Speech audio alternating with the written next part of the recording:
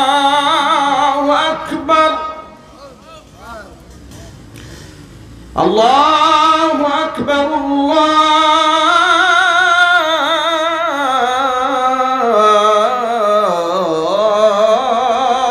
الله أكبر أشهد أن لا إله إلا الله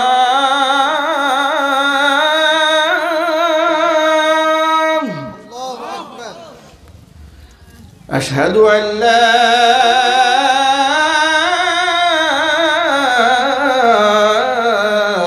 إله إلا الله